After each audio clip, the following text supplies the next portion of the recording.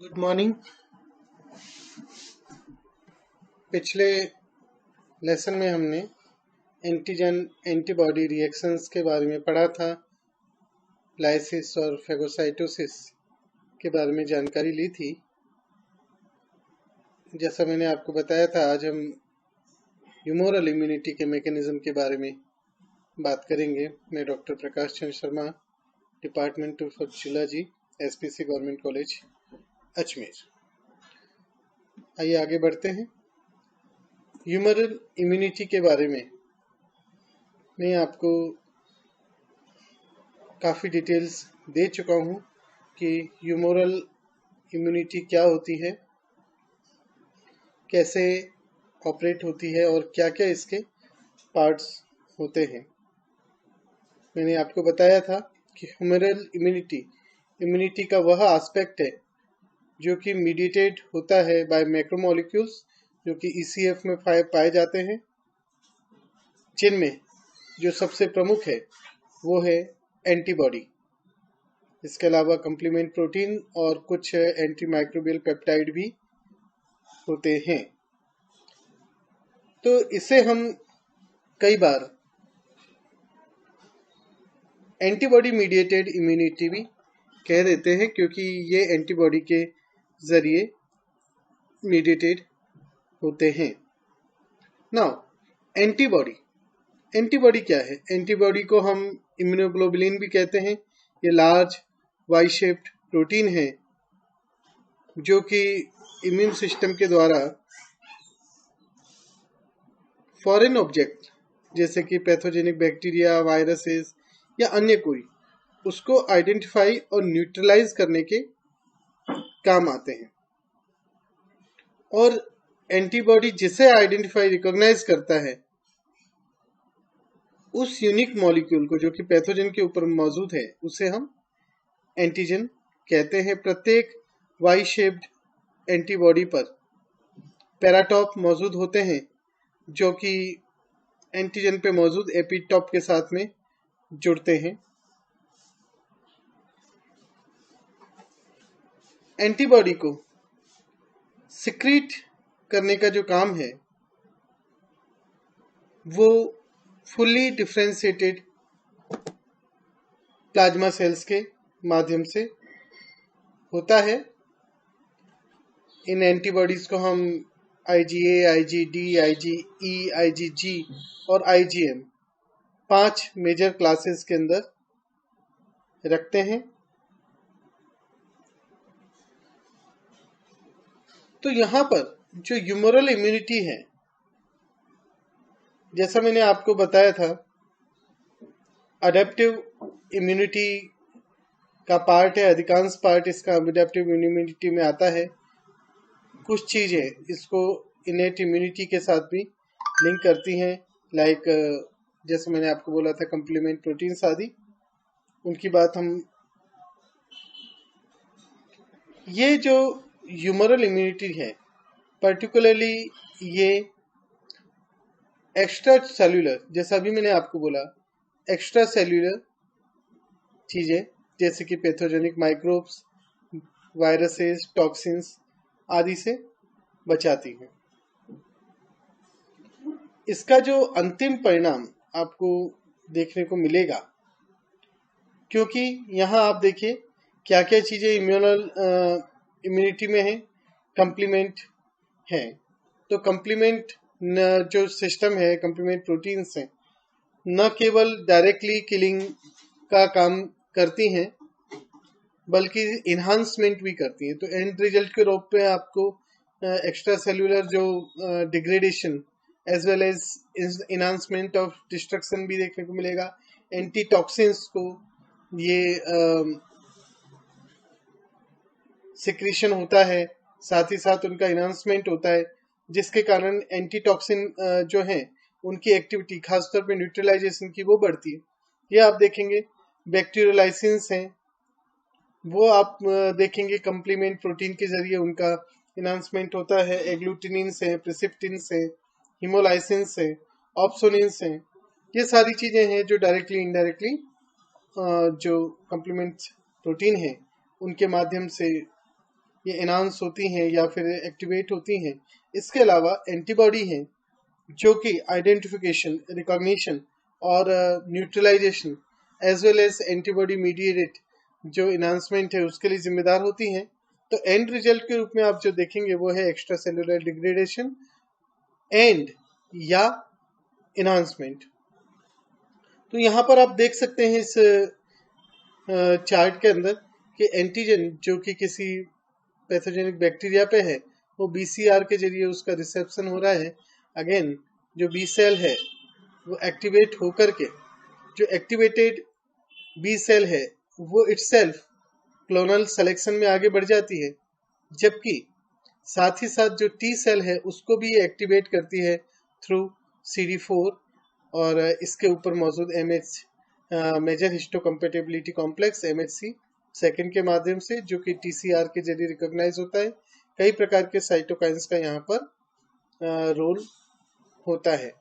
जो B cell इनहंस activate हुई हैं, क्लोनल सिलेक्शन में जा रही हैं, वहाँ भी दो तरह की आपको देखने को मिलेंगी प्रोजेनी।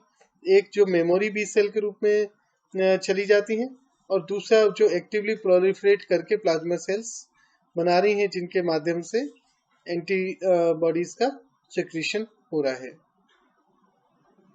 आगे हम इसमें देखें तो यहाँ पे सबसे इम्पोर्टेंट जो रोल प्ले कर रही है, तो जैसा आपको अभी बताया कि बी सेल कर रही है। जो बी सेल मैच्योर हो चुकी है और नैव है, यानी कि अभी तक जो कि किसी भी एंटीजन के संपर्क में नहीं आई है, वो बॉडी में सर्कुलेट होती रहती है। ये स्प्लीन और लिम्फ नोड के जो फॉलिकुलर एरियाज हैं उनकी तरफ अट्रैक्ट होती है। जब कोई एंटीजन सेकेंडरी लिम्फोइड ऑर्गन के अंदर इंटर करता है तो ये इसकी मेम्ब्रेन पे मौजूद जो BCR है उससे बाइंड होता है, क्रॉस लिंक करता है और यही फर्स्ट सिग्नल है एक्टिवेशन का। और इस कारण से बी सेल को एक्टिवेट करने वाले अधिकांशतः जो एंटीजन है वो थाइमस डिपेंडेंट एंटीजन है। तो यहाँ ये जो थाइमस डिपेंडेंट एंटीजन है इनको जरूरत होती है बी सेल के डायरेक्ट कांटेक्ट की, साथ ही साथ TH सेल और साइटोकाइंस की।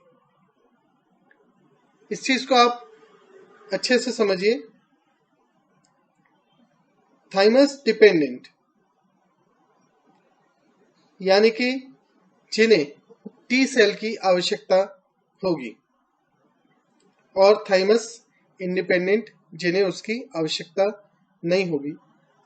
तो थाइमस डिपेंडेंट एंटीजन हम उन्हें कहते हैं कि वो एंटीजन जिन्हें टी सेल कोऑपरेशन की with B cell, T cell cooperation की आवश्यकता होती है, बी सेल तो चाहिए ही चाहिए, टू सिंथेसाइज स्पेसिफिक एंटीबॉडी।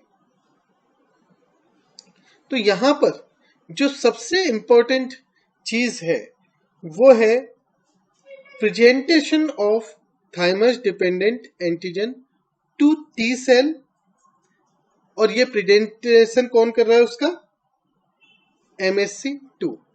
तो यहां सबसे इंपॉर्टेंट क्या होता है कि बी सेल उस एंटीजन को इनगल्फ करे, इंडोसाइटोसाइज करे, उसके पार्ट्स करे, टुकड़े करे, और वो जो टुकड़े हैं, वो जो एंटीजन है, वो मेजर हिस्टोकम्पैटिबिलिटी कॉम्प्लेक्स सेकंड के माध्यम से प्रेजेंट किए जाएं। और ये जो प्रेजेंटेड एंटीजन है इसको टी सेल, जो टी हेल्पर सेल है या CD4 टी सेल है, वो अपने टी रिसेप्टर के द्वारा, टी सेल रिसेप्टर के माध्यम से उसको रिसीव करती है, उसको आइडेंटिफाई करती है। और अगेन यहाँ पर आप देखेंगे कि इस रिस्पॉन्स में कई प्रकार के साइटोकाइंस रिलीज होते हैं और उसके बाद में बी सेल का प्रोलिफरेशन होगा। यहाँ आप देखेंगे कि जो B7 है तो अपरेगुलेट होती है, उसका रेगुलेशन बढ़ता है और वो भी एंटीजन को प्रेजेंट करती है। तो जब TH सेल रिकॉग्नाइज करती है प्रेजेंटेड पेप्टाइड को, एंटीजन को, तो ये B सेल के साथ कॉन्जुगेट बनाती है। नाउ अब जो TH सेल है वो भी एक्टिवेट हो जाती है और TH2 सेल में परिवर्तित हो जाती है या उसके रूप में बदल जाती है। तो TH2 में हो क्या रहा है, इसके अंदर गोल्जी बॉडी है जो रीलोकेट होती है और यहां से साइटोकाइन, जैसा मैंने आपको बताया था, साइटोकाइन रिलीज होते हैं बी सेल की तरफ और ये साइटोकाइन अप रेगुलेट करते हैं CD40L को, ताकि CD40 जो है वो बी सेल के साथ रिएक्ट करे और सेकेंडरी सिग्नल प्रदान हो और इसी सेकेंडरी सिग्नल के साथ बी सेल प्रोलिफरेशन स्टार्ट हो जाता है। तो यहां तो हम उन एंटीजन की बात करें जो अधिकांश एंटीजन हैं जो प्रोटीन के बने हुए होते हैं, पेप्टाइड उनमें मौजूद होते हैं या लिपोपॉलीसेकेराइड मौजूद होते हैं या पॉलीसेकेराइड मौजूद होते हैं, इनको हम थाइमस डिपेंडेंट एंटीजन कह रहे हैं। लेकिन कुछ प्रकार के एंटीजन ऐसे भी होते हैं जिनके अंदर पेप्टाइड मौजूद नहीं होता, लिपोपॉलीसेकेराइड नहीं होते या पॉलीसेकेराइड या कैप्सुलर एंटीजन मौजूद नहीं होते। तो इस तरह के जो एंटीजन हैं यहाँ पर टी सेल के माध्यम से जो एक्टिवेशन है वो नहीं होता, इसलिए हम इन्हें थाइमस इंडिपेंडेंट एंटीजन कहते हैं। तो इनके अंदर बी सेल का डायरेक्ट प्रोलिफरेशन होता है और ये एंटीजन क्योंकि डायरेक्टली उससे प्रोलिफरेशन कराने में हो रहा है इनके माध्यम से, तो इस तरीके से ये एक तरह से माइटोजन के रूप में व्यवहार करते हैं। और इस प्रकार के जो एंटीजन होते हैं जिनमें पेप्टाइड नहीं है, लिपोपॉलीसेकेराइड नहीं है, पॉलीसेकेराइड नहीं है, क्योंकि यहाँ टी सेल का एक्टिवेशन नहीं हो रहा, तो जो जनरली जो इम्यून रिस्पॉन्स देखेंगे वो काफ़ी कमज़ोर होगा, वीकर होगा और इस कारण से इसकी इम्यूनोलॉजिकल मेमोरी भी डेवलप नहीं होती और इससे केवल IgM प्रकार के क्लास के एंटीबॉडी का ही सिक्रीशन होता है।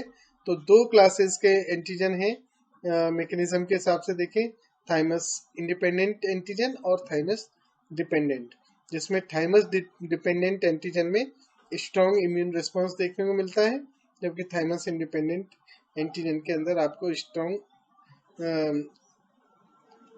जो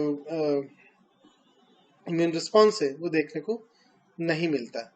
तो इसी के साथ ही हमारा जो मेजर चैप्टर था इम्यूनोलॉजी का, मेजर पार्ट था ये यूनिट फर्स्ट में, ये कंप्लीट होता है। नेक्स्ट से हम माइक्रोबायोलॉजी स्टार्ट करेंगे। धन्यवाद।